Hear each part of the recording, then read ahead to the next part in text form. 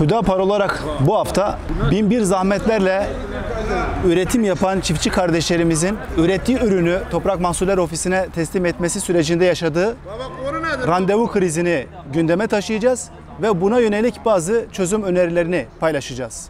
Bu buğday dünyanın hiçbir yerinde yok. Maalesef satamıyoruz. Hepsi çiftçinin elinde kalmış. Çiftçi can haliyle mecburen bedava 7.500'e buğday satıyor çiftçi. Çiftçi biterse Türkiye bitiyor. Maalesef çiftçiye randevu yoktur. Her gün randevu sistemine gidiyoruz, randevu alamıyoruz. Yazıktır, günahtır. Bu çiftçilerin suçu nedir? Rezil olmuş çiftçi. Gübre alamıyor, mazot alamıyor. Bizim Rusya'da alacağımız buğdayı kendi çiftçimizden alak. Niye Rusya'ya yararlıyoruz? Şu an çiftçiler ofisten randevu alamıyor. Çiftçi çok mağdur. Bu durum böyle olsa çiftçi herkes toprağını satar. Dünyanın en güzel buğdayları, dünyanın en güzel mercimekler burada yetişmektedir. Çiftçilerimiz gübre almış, mazot almış. Geçen sene mazot 14-15 liraydı. Şu anda mazotun litre fiyatı 35 liraydır. Böyle giderse kimse ekimini yapamaz hale gelecektir. Çiftçi randevu alamıyor. Çiftçi şu anda perişandır. Tarım Bakanlığı'na buna kısa bir zamanda bir çözüm bulsan çiftçi şu anda çok mağdurdur. Malları elinden kalmıştır. Satamıyor. Randevu sistemine giriyoruz TEMEV'den. Hangisine giriyorsak bu randevu sistemini biz alamıyoruz. Ama bazıları istediği gibi gidip malını ofise verebiliyor. Adamı olan kişi gidip direktmen malını verebiliyor. Bunda bir sorun var. Bu sorunu da çözmelerini istiyoruz.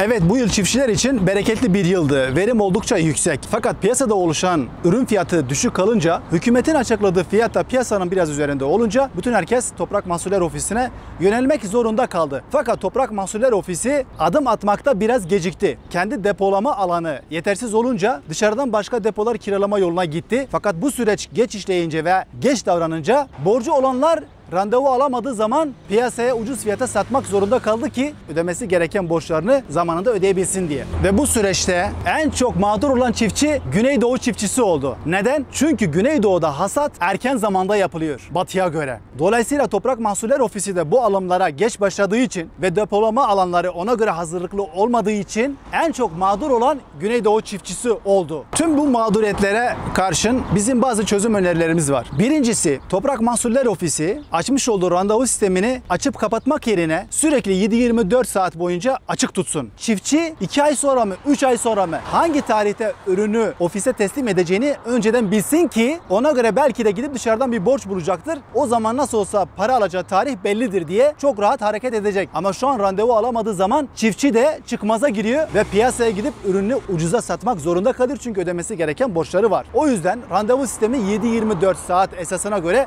açık tutulmalı. İkinci çözüm önerisi olarak çiftçi Toprak Mahsulleri Ofisi'ne ürünü teslim ettikten bir ay sonra parasını alabiliyor. Biz de diyoruz ki çiftçi ürünü teslim ettikten sonra acil ödemesi gereken borçlara karşılık olarak devlet 1/3 oranında parasını hemen ödesin. Geri kalan 2/3'ünü ay sonunda ödesin. Ya da çiftçi ürünü teslim ettikten sonra paranın yarısını 15. günde ödesinler. Geri kalan yarısını ise 30. günde ödesinler. Bu aynı zamanda piyasadaki fiyatı da biraz daha dengeli hale getirir. Üçüncü çözüm önerisi olarak da Toprak Mahsulleri Ofisi'nin şu anki insan kaynakları bu alıma karşı yetersiz kalıyor. Bakanlık bünyesindeki diğer kurumlardan personel takviyesi çok rahat yapılabilir ya da farklı bakanlıklardan da personel takviyesi bu tarafa doğru kaydırılırsa o zaman 7-24 esasına göre ofis çalışır ve daha hızlı alım gerçekleştirir. Şunu unutmayalım. Çiftçiyi korumazsak, çiftçi çökerse ülke çöker.